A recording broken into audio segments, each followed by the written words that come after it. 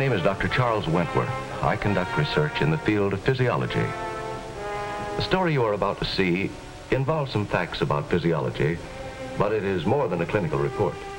It is a story that revolves around two seemingly unrelated articles: a good luck charm and an ordinary hypodermic syringe.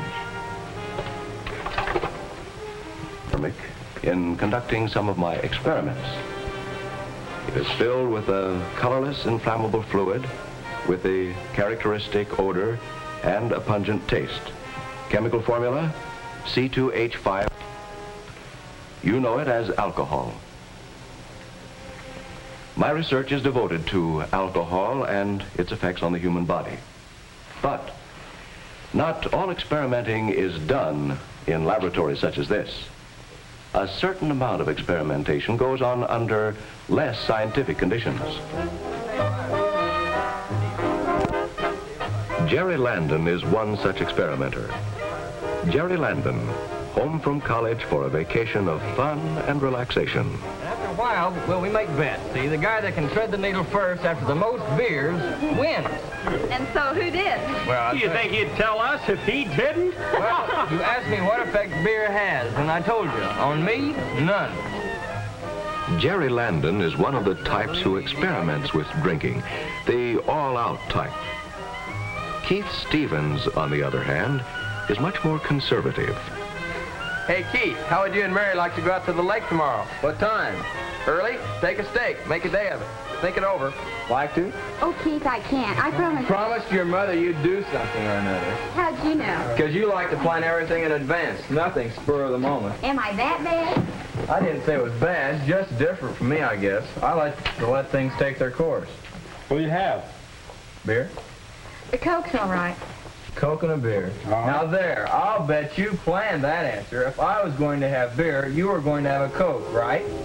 Well, maybe, but not just to be different. I plan not to drink because I plan not to drink. Hi. Hi. Made up your mind about tomorrow yet? Yeah, I'll go. Stag. His girl's got to be different. Same for you? I'll have a ginger ale. Me too. See, I'm not so different. Holy smokes, Dan. Here I go building her up that she's being somebody different. Then you have to go order ginger ale. What gives? Here's what gives. The one and only car in the Parker family is in my keeping. And there's a rule of the house. No drinking and driving. Not even beer. Not even water. Ginger ale. Hi. Hi, Jerry. Let me see. My car keys? No, the charm. Now, wait a minute. That's my lucky piece. It got me through history last term, and I'm counting on it to graduate me. Couldn't I trade you out of it? It looks to me like you have enough charm. It's not the bracelet he's referring to. Well, I don't have any like this one. What do you say, Bev? Protect me. You better let her have it. She's got that collector's gleam in her eye. Well, there goes my luck. If I flunk out next year... It won't be because little Edie didn't plan it. She's a great little schemer. Huh?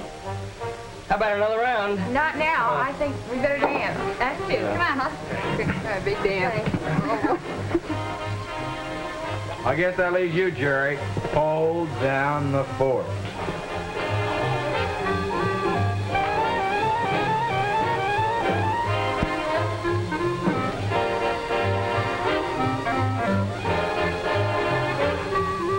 The evening slipped pleasantly away for the three young men and their dates. For Keith Stevens, who did some drinking, for Jerry Landon, who held down the fort, and for Dan Parker, who stuck to ginger ale.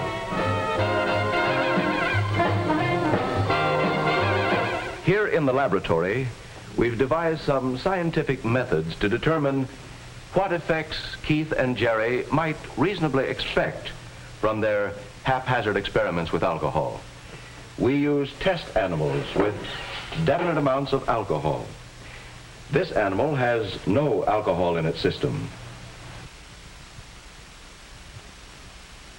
You might compare it to a ginger ale drinker.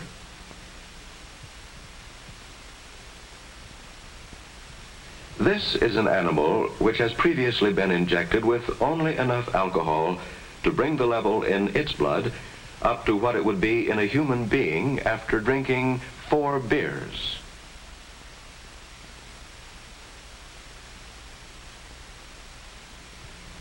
The third animal has received enough alcohol to bring its blood alcohol level up to a percentage comparable to that of heavy indulgence.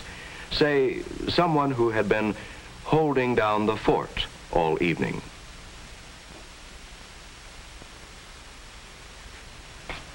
Watch the first one, the one without alcohol. His reflexes are fast and automatic. He immediately copes with the unusual situation.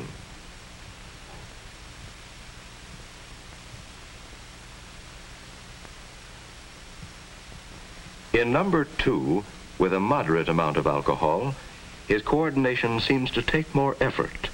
He meets the unexpected situation less skillfully. There's a perceptible decrease in his ability to balance.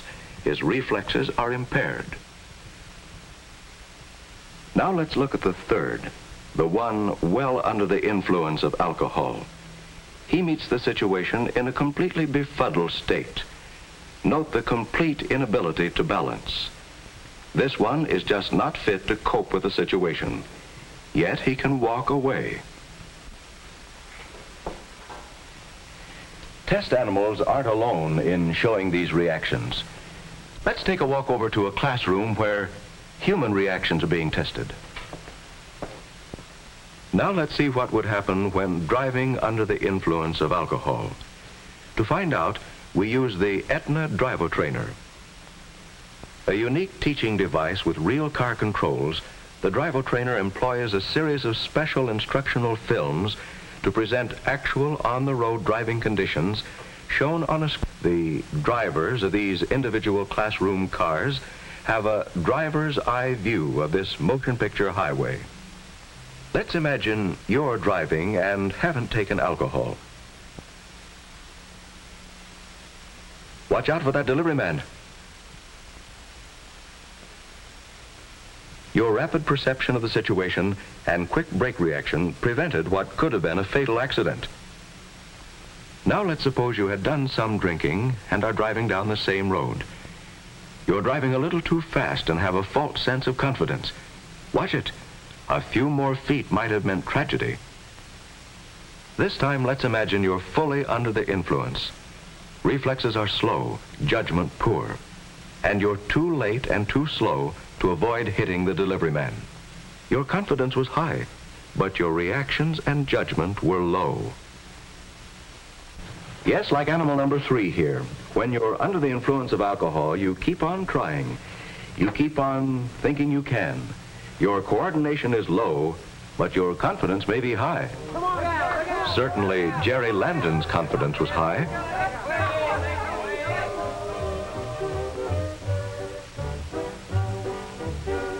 There, I told you I could do it.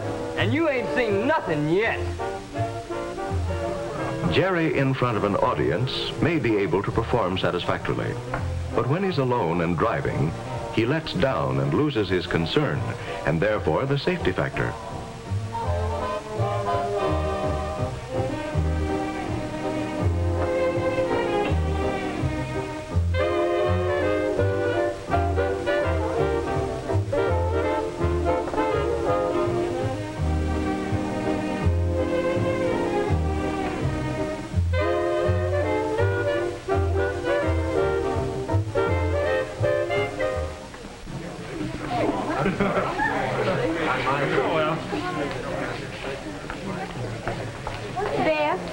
Could I interrupt you and Dan for just a minute? Yeah. Well, Jerry and I had a little fight, and I need a ride home. Oh, sure, Edie. Let's see, we have to take Bill and Rita, and that's pretty far out. She'll be another half an hour late. And I promised Mother I'd be home early. Why don't you just patch things up with Jerry? I can't. He's gone already. Besides, I didn't want to ride with Jerry. He had too much to drink. Jerry's gone by himself? Gosh, he was kind of under the weather. Well, I didn't want him to go alone. I tried to get him to let me drive. You know, that worries me. Bev, do you think I ought to go after him, see if he makes it home all right? Well, somebody ought to. I wish somebody would. But we've got to take Bill and Rita and Edie here. Well, if you go looking for Jerry, you'll never get home tonight. Something wrong here? Jerry's gone on home, and in his condition, we think somebody ought to catch up with him to make sure he gets there. And Edie's stranded. Well, we can go after him, and we can take Edie with us. I think I might stay here and go with Dan. But I don't know if Bill and Rita are ready to go yet. Well, I'll go get the coats. I wish you two were ready to go. Keith's been drinking, too. Well, I don't think he's been drinking that much. I mean, enough to hurt anything. What do you think? I think it's all right. I'm not afraid to go with him. Well... Look, I can take you home now and come back for Bill and Rita. Well, that'd be an awful lot of trouble. Maybe I better just call Mother and tell her I'll be late. Oh, come on and go with us. Besides, you'll make Keith mad by insinuating he's drunk. I guess so. Well, all right. Fine. Here are your coats. Thank you. Now, you drive carefully tonight, please. Okay. Okay. You've made up your mind. Well, Keith, take it easy. Okay. Sure hope you find Jerry all right. See you tomorrow. Bye. Bye. Bye, Edie.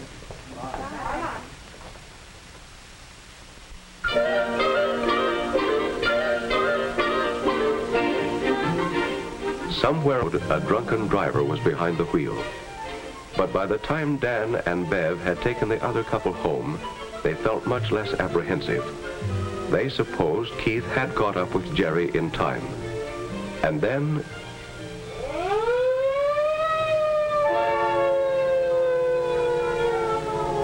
Oh, what is it? Looks like an accident. You don't suppose it was Jerry? Keith should have been able to catch him by now. You wait here. I'll go see if I can help.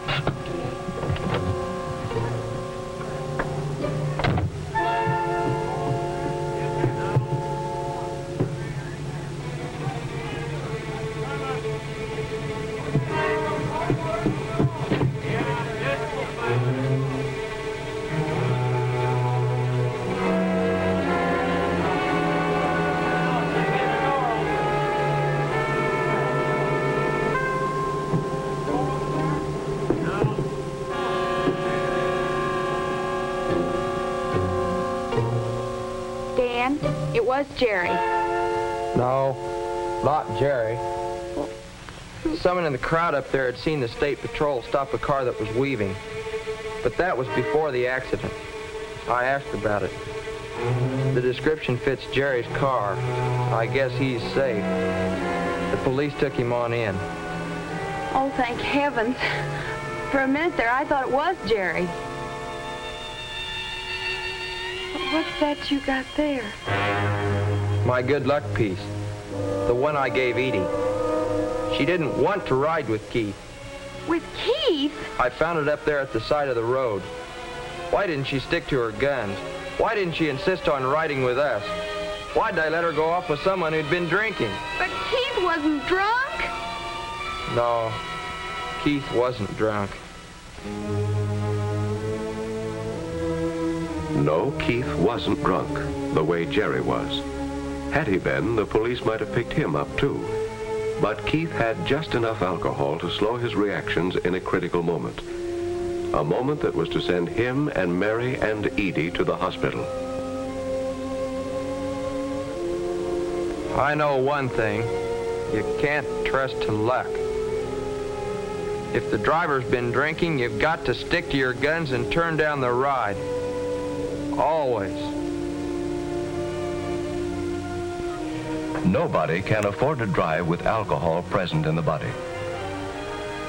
Today's heavy traffic and high-speed cars make the odds heavy against the non-drinking driver.